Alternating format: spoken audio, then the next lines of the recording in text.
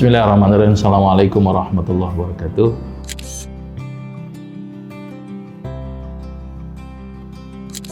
Alhamdulillah rabbil alamin. Allahumma shalli ala Muhammad wa ala ali Muhammad.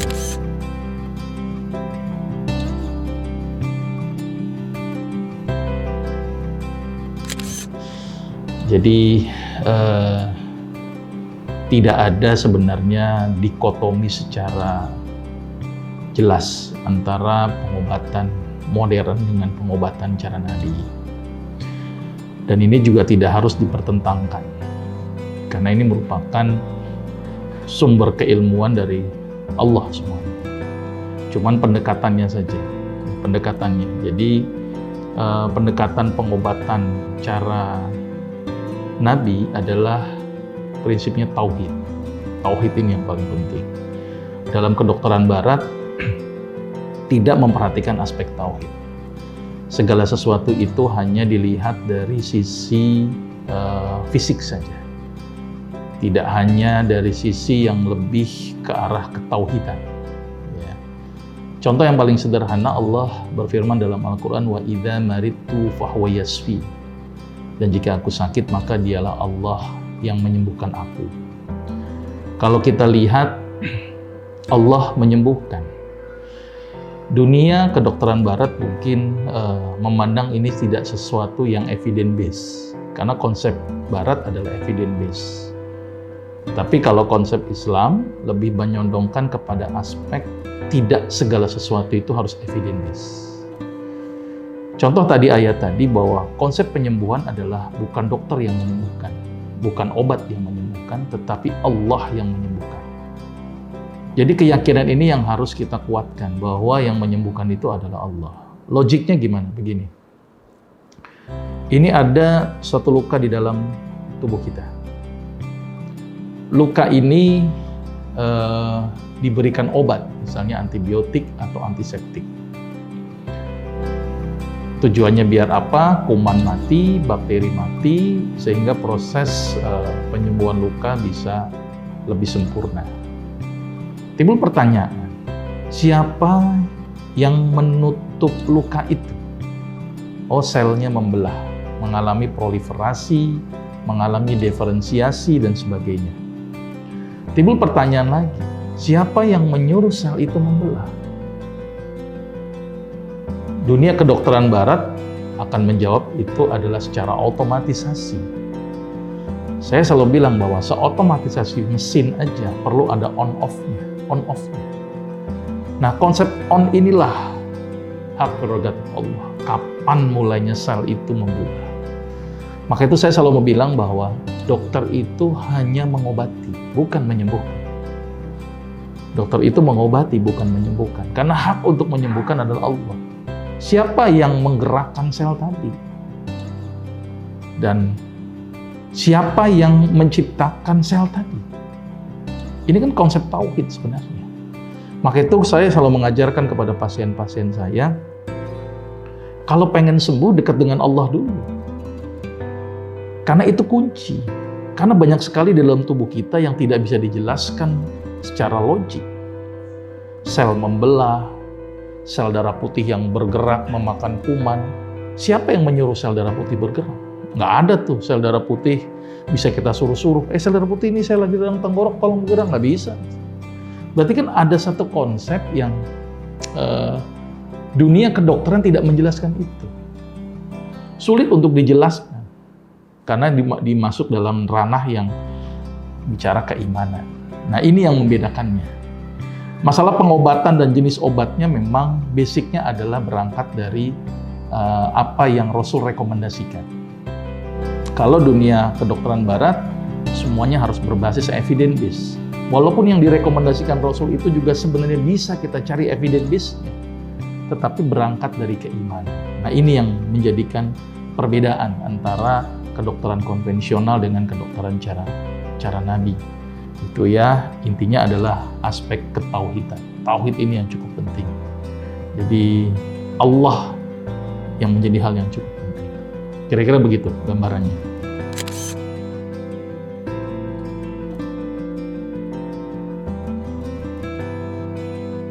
Baik, jadi begini. kita melihat satu fenomena kesehatan. Nah, ini yang harus kita lihat fenomenanya, bahwa kok sekarang orang sakit kok bertambah banyak, padahal fasilitas kesehatan luar biasa. Ya, lulusan dokter pun juga cukup banyak, berapa ribu setiap tahun wisuda. Ini menjadi satu pertanyaan yang cukup besar. Ada apa ini? Kenapa kok sekarang mencari orang yang sehat itu sangat langka? Kok berbeda dengan zaman Nabi? Zaman Nabi itu di fase Madinah, seorang tabib yang praktek ya kurang lebih 2 tahun di Madinah. Seorang tabib ini dari Mesir karena hubungan kerjasama. Tetapi dia itu melihat masyarakat Madinah begitu luar biasa sehatnya. Sampai-sampai yang datang berobat nggak ada itu. Ditanya, kenapa ini kok bisa sehat? Gitu kan. Ini ada satu pertanyaan yang cukup besar. Ya, akhirnya tabib itu penasaran, keliling-keliling nih ke kampung-kampung. Dan ternyata sehat semuanya.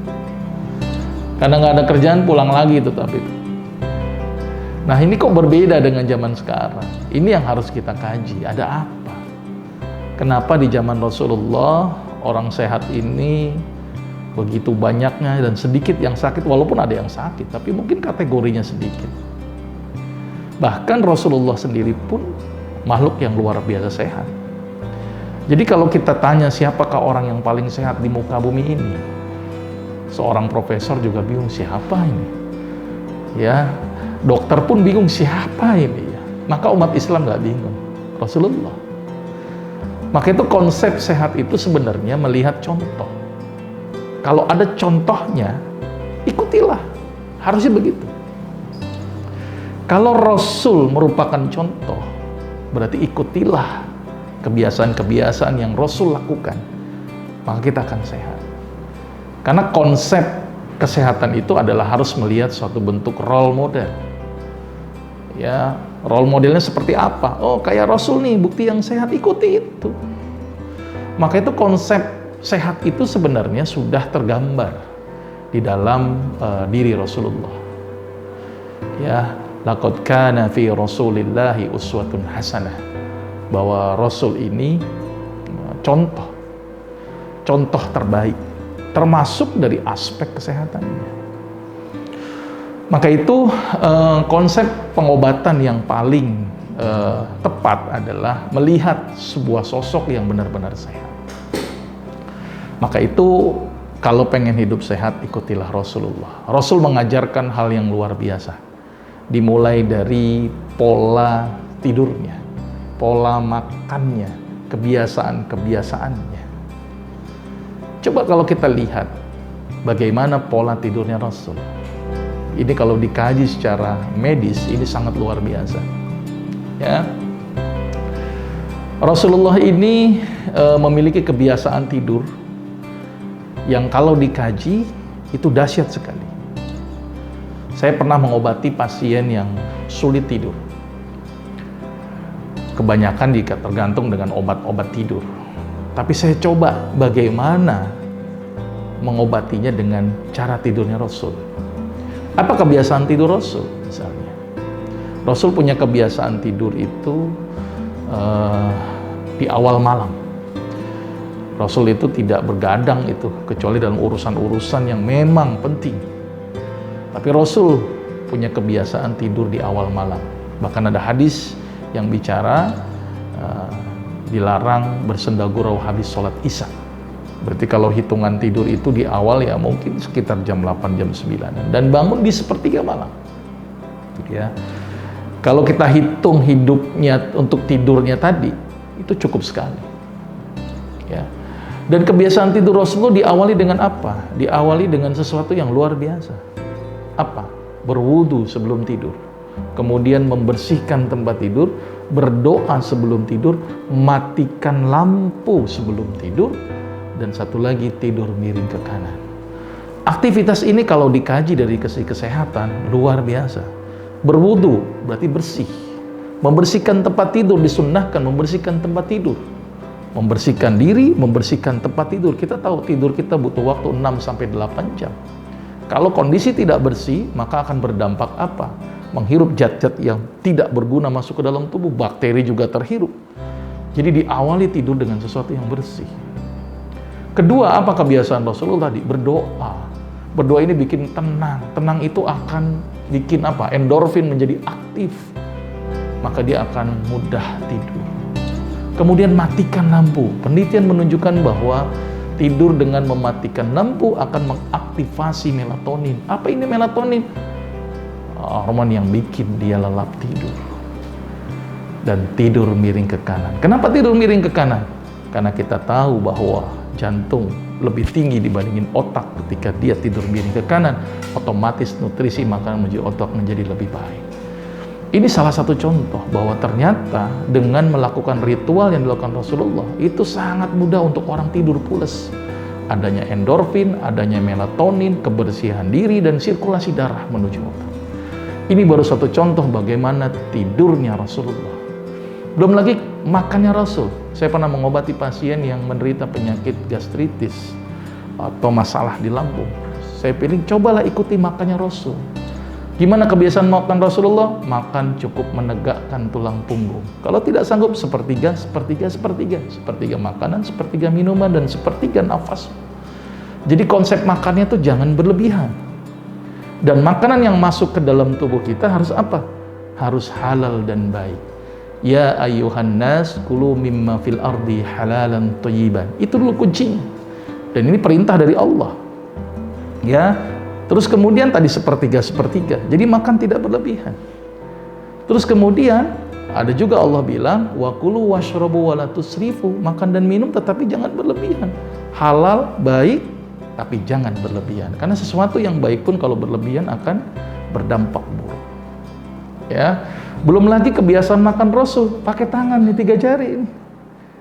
Ini sederhana. Tujuannya sebenarnya apa sih? Supaya makan yang masuk ke dalam mulut tidak terlalu banyak. Sehingga proses enzimatisnya menjadi lebih sempurna. Kalau makan dengan sendok berkali-kali lipat, mekar mulut kita, apa dampaknya? Proses enzimatik menjadi tidak sempurna. Makan pakai tangan. Ya kan? Terus kemudian kadang-kadang Rasul menjilat tangannya, jadi mengaktifasi beberapa enzim yang ada di mulut. Ya, bahkan ada suatu hadis yang Rasul mensunnahkan makan dengan meninggikan kaki kanannya, jadi proses pencernaan menjadi lebih bagus. Islam juga melarang makan sambil berdiri, karena itu akan berdampak buruk kepada kesehatan. Karena kalau makan sambil berdiri, ini esofagusnya ini jadi masalah. Makanya Rasul mensunnahkan untuk makan sambil duduk. Ya, bahkan sambil berdiri itu cara makan binatang.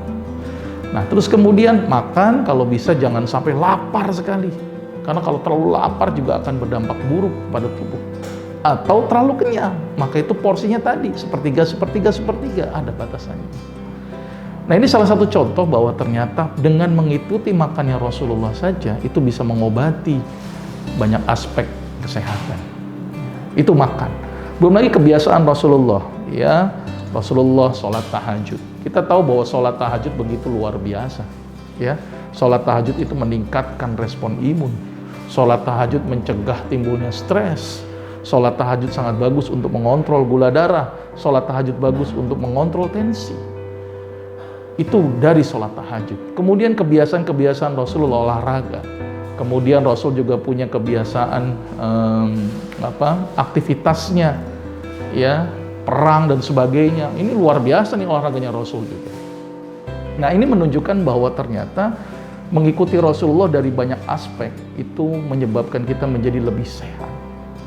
Jadi kunci kesehatan itu adalah kita melihat sosok manusia yang benar-benar sehat. Siapa? Rasulullah. Nah, mudah-mudahan dengan kita mengikuti Rasulullah, maka dampaknya adalah sehat. Dampaknya. Sehat itu hanya dampak sebenarnya. Ya. Kita mengikuti Rasul karena memang kita punya prinsip sami'na wa ata'na. Apa yang Rasul katakan, ya kita harus lakukan.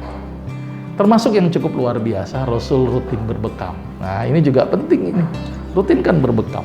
Ya, bekam ini juga cukup bagus untuk meningkatkan kesehatan pada tubuh kita.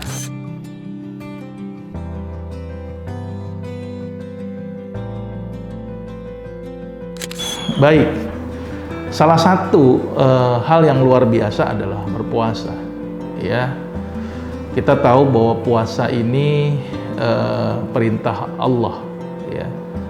Ya ayyuhalladzina amanu kutiba alaikumusiyam kama kutiba alal ladzina min qablikum la'allakum tattaqun.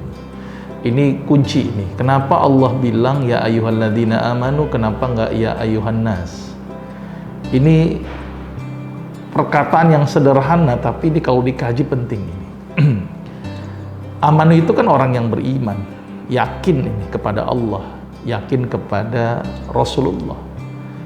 Kalau nas itu kan konsepnya umum. Ya.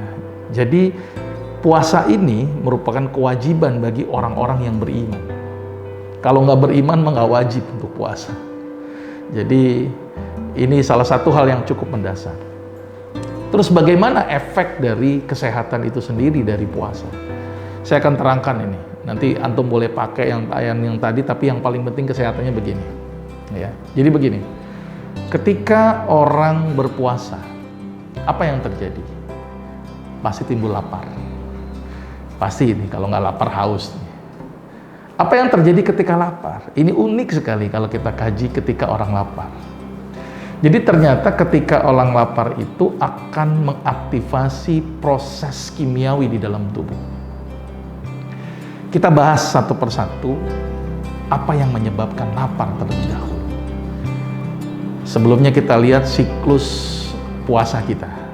Puasa itu dimulai ketika habis subuh, ya. Kemudian sampai ke maghrib. Ketika kita puasa sahur jam 4:30, maka makanan akan diproses, butuh waktu. Idealnya 6-8 jam. Maka itu kadang-kadang kalau kita makan harusnya 6-8 jam lagi mulai lapar lagi. Berarti kalau kita hitung waktu misalnya jam 5 kemudian kita sahur, kurang lebih sekitar 8 jam, sekitar jam 1. Nah, jam 1 itulah kita mulai lapar. Nah, kondisi lapar itu akan berlanjut sampai kurang lebih jam 6. Itu fase-fasenya, kurang lebih sekitar 5 jam. Dan kadang-kadang orang mempermasalahkan 5 jam ini. Tidak mempermasalahkan orang yang nggak bisa makan berhari-hari. Maka itu hikmahnya itu dari aspek sosial penting sekali. Dia biar merasakan itu lapar. Dan kadang-kadang cuma lapar 5 jam ini orang banyak menggerutu dan tidak mau untuk berpuasa. Apa yang terjadi di 5 jam ini?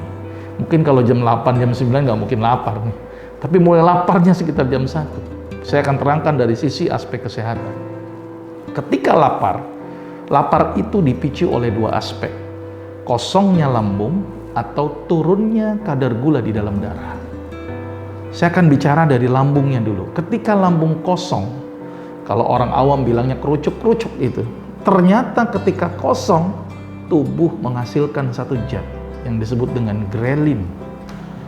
Bahasa kerennya apa ya? Ngirim pesan ya sama otak. Otak, saya ini lapar. Kirim pesan. Tret ke otak. Nah, disitulah muncul sensasi lapar. Ketika sensasi lapar, apa yang dilakukan otak? Otak akan berupaya seoptimal mungkin, penggunaan energi dibatasi, gitu kan. Terus kemudian timbul rasa lapar. Nah, disitulah keluarnya atau teraktivasinya beberapa proses kimiawi di dalam tubuh. Ketika grelin keluar, maka akan mengaktifasi respon imun. Imunnya menjadi bagus. Ketika grelin keluar, otak menjadi lebih luar biasa daya pikirnya karena bersifat neurotropik. Maka itu ada penelitian dengan hadirnya grelin, maka bisa mencegah dari penyakit Alzheimer. Grelin keluar, pankreas menjadi istirahat. Grelin keluar, sel-selnya pun dilatih untuk lapar. Jadi yang lapar itu tidak hanya dari tubuh kita, sel-sel kita juga lapar. Maka itu grelin ini bagus. Cuman masalahnya kita keluar grelinnya sebentar doang kebanyakan. Lapar sebentar, langsung cari warteg. Udah kenyang duluan, tuh grelinnya nggak optimal. Nah, dengan 1 sampai jam 6, grelin optimal. Ketika optimal, itulah terjadi proses-proses kimiawi di dalam tubuh. Maka itu puasa kenapa meningkatkan imun. Kenapa puasa mencerdaskan. Kenapa puasa satu lagi mengaktifasi hormon-hormon yang ada di otak. Itu dari pertama. Yang kedua, respon lapar karena gula rendah. Nah, ini yang cukup menarik. Jadi gula rendah itu ternyata akan mengaktifasi proses reaksi hormonal di dalam tubuh. Saya akan kaji dari sisi hormon dulu. Jadi begini. Timbul pertanyaan di masyarakat bahwa puasa ini bikin loyo atau enggak sih? Kan sering beranggapan bahwa puasa ini, aduh saya kok loyo lemes nih puasa gitu ya. Nggak ada tenaga, bahkan ngantuk terus-terusan. Sampai-sampai kalau bukan masa pandemi, jam kerja dikurangin. Karena alasannya loyo. Timbul pertanyaan, bener nggak sih puasa bikin loyo? Kalau kita berkaca kepada di zaman Rasulullah, lihat bagaimana aktivitas Rasulullah di bulan Ramadan. Rasulullah memiliki aktivitas lebih sibuk dengan memperbanyak ibadah. Bahkan ada perangnya Rasulullah terjadi di bulan Ramadan. Banyak perang-perang Rasulullah terjadi di bulan Ramadan. Berarti kesimpulannya Ramadan adalah bulan yang penuh tenaga, penuh semangat. Dan Rasulullah sibuk melakukan ibadah. Bahkan aktivitas ibadahnya lebih banyak di bulan-bulan Ramadan. Ya. Kalau kita berkaca kepada Rasulullah, harusnya puasa tidak mungkin loyo. Harusnya puasa tidak mungkin tidak semangat.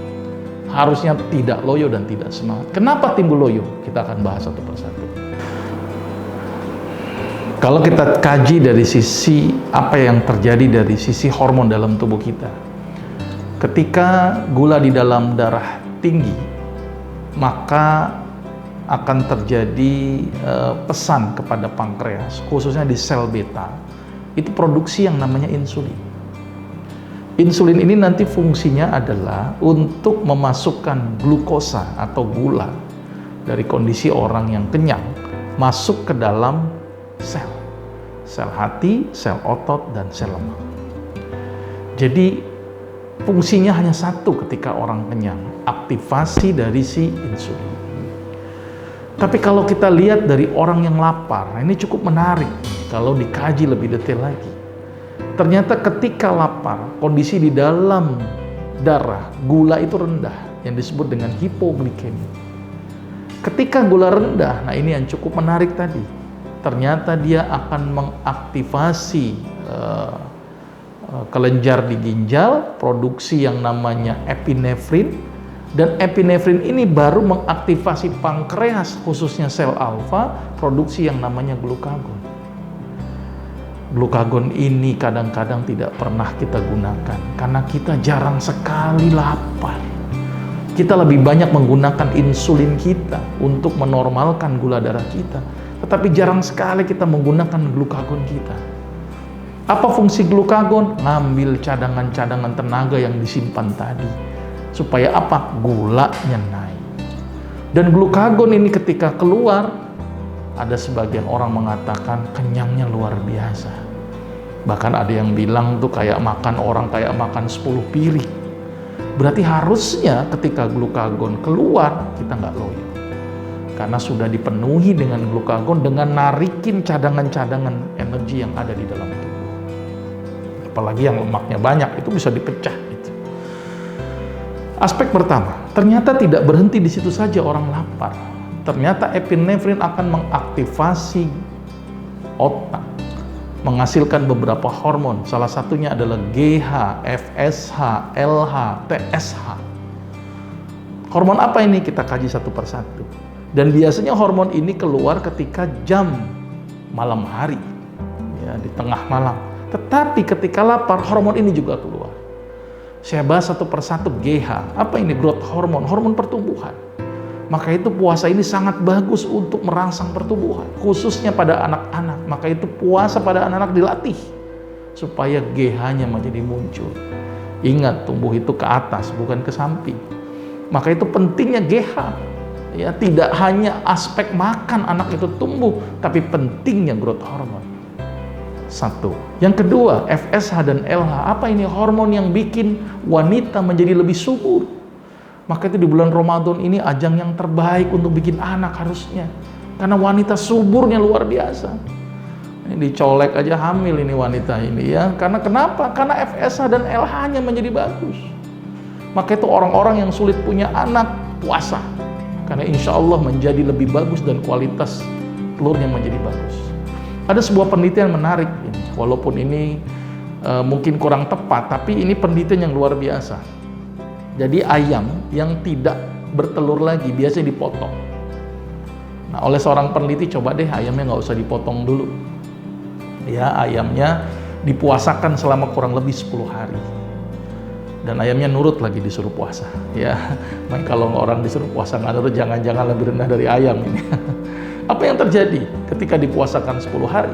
Ternyata ayam tersebut bertelur kembali. Kesimpulannya apa? Puasa bikin bertelur. Karena apa? Tadi FSH dan LH-nya yang keluar. Maka itu luar biasa ini puasa. Satu lagi, TSH. Apa itu? Thyroid stimulating hormone. Hormon apa? Hormon yang bikin semangat, hormon yang metabolismenya menjadi aktif. Maka itu bulan Ramadan adalah bulan yang penuh semangat harusnya. Karena dibantu dengan hadirnya TSH. Ada glukagon untuk sumber tenaga, ada TSH untuk memacu metabolisme yang menyebabkan kita menjadi lebih semangat. Maka itu tidak heran kenapa Rasulullah di bulan Ramadan banyak aktivitas yang luar biasa. Ibadah Rasul lebih banyak dibandingkan bulan-bulan yang lain. Bahkan ketika bulan Ramadan Rasul banyak berperang. Dan itu butuh tenaga. Dari mana? Glukagon. Dan butuh semangat dari mana? TSH. Harusnya bulan Ramadan ini bukan bulan yang loyo, tapi bulan yang semangat, bulan yang penuh tenaga. Tapi timbul pertanyaan, kenapa dok kok banyak masyarakat loyo, lemes, nggak ada tenaga, ngantukan terus. Bahkan dijadikan tidur itu katanya ibadah, tidur terus-terusan. Nah ini jadi masalah. Kenapa kok tidak kuat ketika puasa? Ternyata ada satu hal yang cukup menarik. Coba kalau kita kaji tadi. Puasa mulai dari lapar jam 1. Lapar banget jam 2, jam 3. Mohon maaf ini, kebanyakan masyarakat ketika jam 2 dan jam 3, apa yang ada dalam benak mereka? Ini mohon maaf, kebanyakan ini ya. Aduh enaknya bukanya pakai apa ini? Enaknya tahu isi, dia nggak deh lontong sayur, oh nggak deh kolak dan sebagainya. Kalau itu yang terjadi, apa dampaknya? Bukan glukagon dan TSH yang keluar, tetapi air liur yang keluar.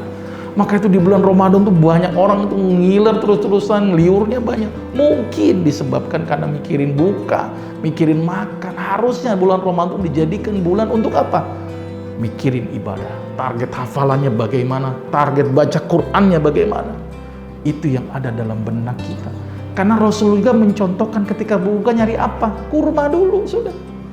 Nah ini yang paling penting ketika bagaimana proses bukanya. Awali dengan sesuatu yang baik, kurma. Kurma akan memberikan energi yang luar biasa. Cuman masalahnya kita kadang-kadang habis kurma, makan nasi lagi. Jadi dampaknya apa? Nah ini yang jadi masalah.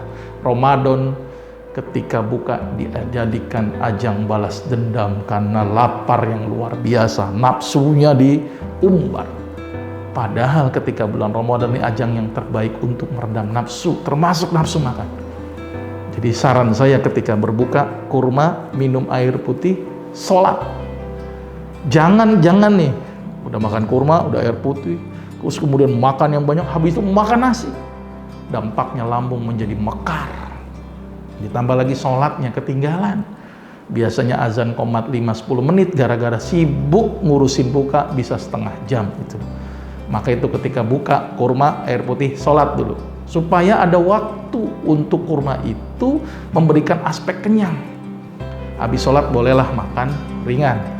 Tapi saya menyarankan jangan makan berat sebelum sholat taraweh. Karena dampaknya apa? Kalau makan berat sebelum sholat tarawehnya jadi korban. Korban apa? Ngantuk. Maka itu kalau misalnya imamnya bacaannya banyak, ngedumbel itu, imam panjang amat gini. Akhirnya apa yang terjadi? Cari imam yang bacanya ina terus-terusan itu. Karena apa? Karena saking ngantuknya. Maka itu saran saya, makan setelah sholat tarawih supaya ibadahnya fokus. Dan ketika berbuka, ini juga penting sekali, tolong jangan dijadikan ajang stok. Wah, saya mau puasa seharian, mau makan yang banyak, percuma. Yang paling penting ketika sahur adalah bagaimana memberikan makanan yang mampu menahan air dalam waktu yang lama. Apa? Serat. Banyakin serat. Tujuannya apa? Biar bisa mengikat air. Banyakin buah yang mengikat air, contohnya apel, jangan durian. Itu ya, apel ini, karena dia mampu mengikat air. Ingat, puasa itu kadang-kadang kita lebih kuat sama lapar ketimbang haus. Maka itu pilihlah makanan-makanan yang mengandung serat. Jangan mengandung minyak, jangan mengandung santan, karena itu bisa berdampak akan loss itu cairannya. Dan makannya pun jangan berlebihan. Jadi bulan Ramadan adalah bulan yang sangat luar biasa ngirit harusnya. Buka dengan kurma, makan sahur dengan sayur bening. Harusnya bulan Ramadan bulan yang paling ngirit, paling sehat. Ya, udah jiwanya sehat juga, kantongnya juga sehat karena makannya nggak terlalu banyak. Tapi kalau diumbar, nah ini yang jadi masalah, malah akan berdampak buruk kepada kesehatan. Nah, mudah-mudahan nih dengan hadirnya Ramadan ini menjadi kita lebih sehat. Jadi dengan puasa nggak usah khawatir dengan imun kita. Imun kita malah lebih bagus dengan puasa, ditambah lagi dengan aktivitas-aktivitas yang lain. Dan target puasa adalah la'allakum tattaqun. Bonusnya sehat, tapi targetnya adalah mudah-mudahan kita termasuk orang-orang yang bertakwa.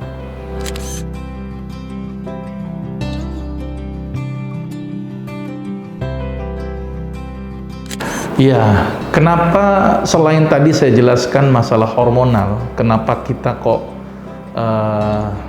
bisa berpengaruh ketika puasa Ramadan, dan zaman Nabi pun itu pun juga luar biasanya karena tingkat keyakinan Nabi yang luar biasa, tingkat keyakinan para sahabat yang luar biasa. Dengan hadirnya Ramadan, senangnya luar biasa. Kita kadang-kadang tingkat keyakinan kita yang kadang-kadang nih masih harus dipertanyakan. Kadang-kadang Ramadan hadir kita malah stres, bukan bahagia. Aduh, nanti gimana nih lebaran, nggak punya baju, dan sebagainya itu. Nanti kalau buka saya repot. Nah ini, jadi dampaknya itu akan berpengaruh kepada respon tubuh kita. Ya, maka itu ketika berpuasa, yakinlah bahwa hadirnya puasa ini tidak lain dan tidak bukan, itu bermanfaat buat manusia. Karena salah satu sifat Allah, Allah tidak mungkin berbuat zolim kepada hamba-hambanya. Allah sebenarnya dengan hadirnya puasa, memerintahkan puasa tidak lain juga untuk kepentingan kita. Yakinlah bahwa apa yang diperintahkan Allah ini sangat bermanfaat. Jadi tingkat keyakinan yang harus bagus gitu ya. Terus kemudian yakinlah juga bahwa apa-apa yang diperintahkan Allah dan Rasulnya sangat-sangat bermanfaat gitu ya. Jadi walaupun kita tidak bisa menyamakan dengan Rasulullah, tetapi Rasulullah kan contoh terbaik, maka hidup kita harus mengikuti Rasulullah. Kenapa Rasul kok semangat? Ya kita juga harus contoh semangat. Pada dasarnya tubuh sudah menyiapkan semangatnya, tubuh sudah menyiapkan tenaganya, tinggal pikiran kitanya yang harus semangat. Jadi bulan Ramadan harus diobsesi, saya nggak boleh loyo. Kalau loyo berarti ada yang salah ini ibadah kita. Wallahu a'lam. Kira-kira begitu.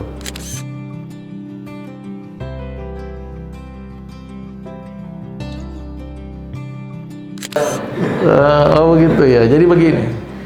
Ada satu hadis yang cukup menarik ya kalau bicara hubungan seksual ya, biar masyarakat paham nih, karena kata jima belum semuanya paham ya. Saya pakai hubungan seksual saja. Ada satu hadis yang cukup menarik. Jika Anda belum sanggup menikah, berpuasalah. Ini keren ini. Ada hubungannya enggak ini? Kok enggak sanggup nikah, kok suruhnya puasa? Ya, ternyata sangat berhubungan. Ketika terjadi lapar, maka ternyata hormon testosteron menurun, hormon androgen menurun, sehingga libido menjadi tidak muncul. Maka itu benar hadis itu, bahwa ketika tidak sanggup menikah, redakan ini nafsu kita dengan berpuasa. Ternyata puasa itu sangat bagus untuk meredakan nafsu. Nah, ditambah lagi puasa itu kan memang tidak hanya menahan haus dan lapar, tetapi juga menahan segala sesuatu yang buruk, suuzon, iri, dengki, dan sebagainya. Ternyata ini pun juga mengaktifasi sistem saraf kita. Ada satu hormon yang cukup menarik, yaitu yang disebut dengan hormon endorfin.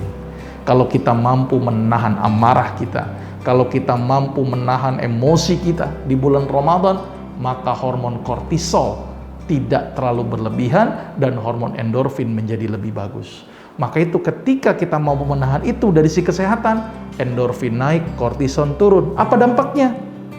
Jantung tidak bekerja berat. Terus kemudian apalagi dampaknya? Mencegah timbulnya stroke, mencegah timbulnya hipertensi. Kita sudah sering mendengar, jangan marah-marah, nanti tensinya naik. Ya kira-kira begitu. Orang yang marah-marah kortisolnya menjadi lebih tinggi yang menyebabkan epinefrin keluar dan akhirnya ciut itu pembuluh darahnya. Dan itu yang menyebabkan serangan stroke. Maka itu dengan menahan amarah, ya, dengan tidak suuzon, maka kortisol tidak berlebihan. Apa yang kita untungkan? Endorfin. Jadi buat orang yang belum menikah dengan puasa menurunkan testosteron, buat orang yang puasa mampu menahan jiwa, mampu menurunkan kortisol dan menaikkan endorfin. Ini dari sisi kesehatan. Wallahu a'lam.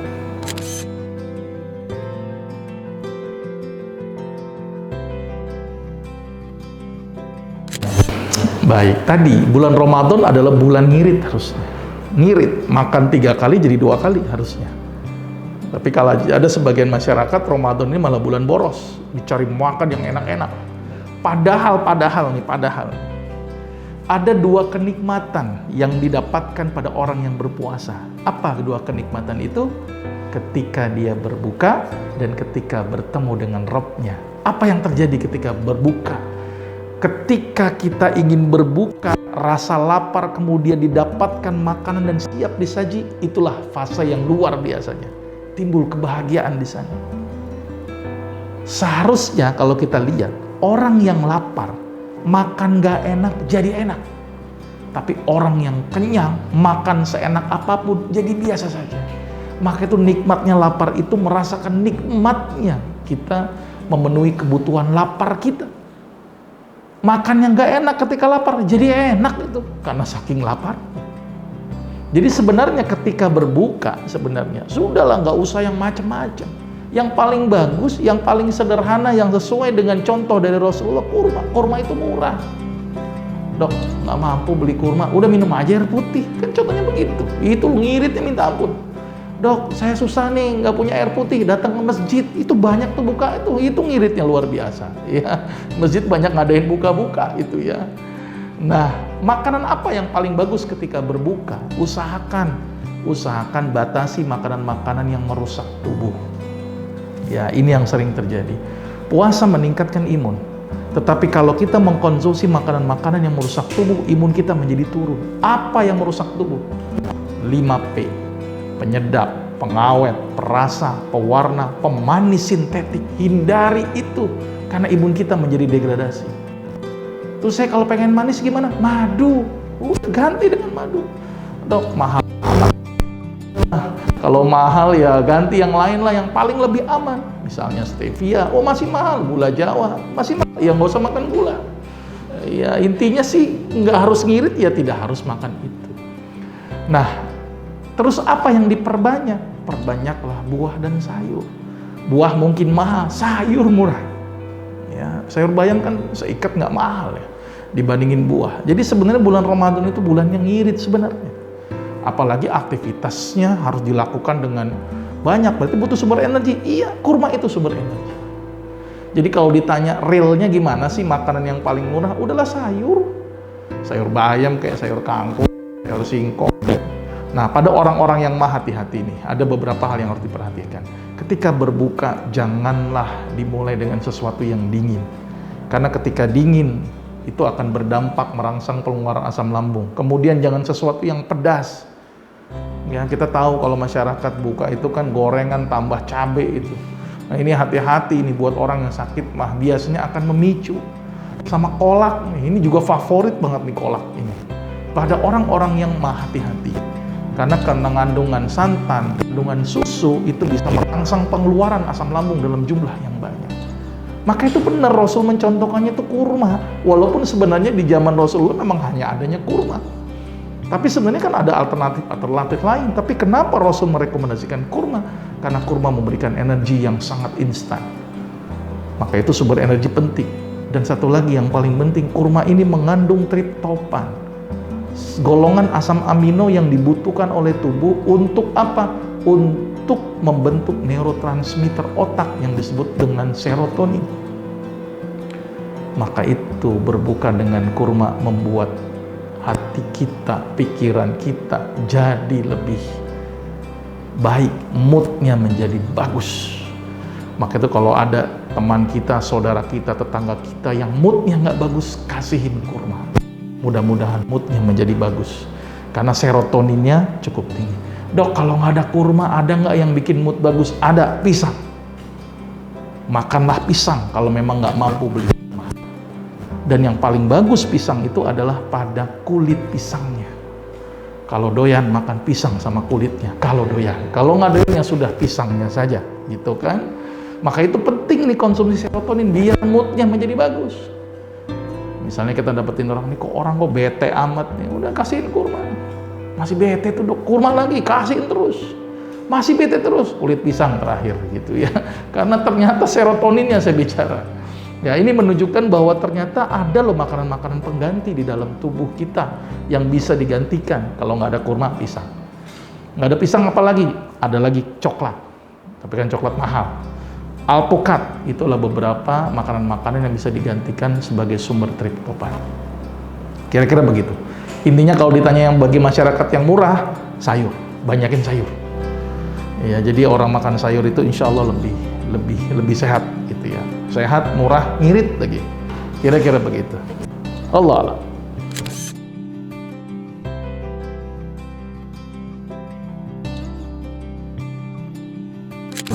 Iya, jadi begini. Ketika buka tadi saya contohkan, lambung ini kan kempes. Kempes nih lambungnya nih. Yang namanya kempes, kalau kira-kira mendadak langsung mekar, zut, apa yang terjadi? Overdistensi, mekar. Apa yang terjadi? Contoh balon ditiup mekar, kira-kira tipisnya itu lambungnya. Nah ini yang jadi masalah. Ditambah lagi ketika mekar, kalau ada yang luka, tambah luka. Maka itu kenapa saya menyarankan kalau lambung itu baru kempes, colong dikit-dikit dong mekarinnya. Tiup dikit supaya adaptasi. Ya, jadi makan kurma, air putih, sholat. Bolehlah snack sedikit. Ya, jangan langsung makan berat. Tadi saya bilang kalau makan berat ngantuk nanti endingnya, tarawehnya. Sudah bertahap dulu, gitu kan. Habis itu, habis sholat boleh. Makan nasi boleh, tapi juga sedikit dulu. Ya, emang kebiasaan kita nih kalau nggak makan, nggak nasi, nggak makan namanya, ya kan. Nah ini kebiasaan ini yang harus coba dibuang. Tapi boleh nggak makan nasi? Boleh, tetapi jangan berlebihan. Jangan berlebihan. Itu mungkin karena nggak ada snack, ada yang nasi, ya udahlah, boleh lah. Saya nggak mungkin melarang orang nggak makan nasi. Tapi sekali lagi jangan berlebihan. Karena kalau berlebihan akan berdampak overdistensi, lambungnya mekar. Kira-kira begitu.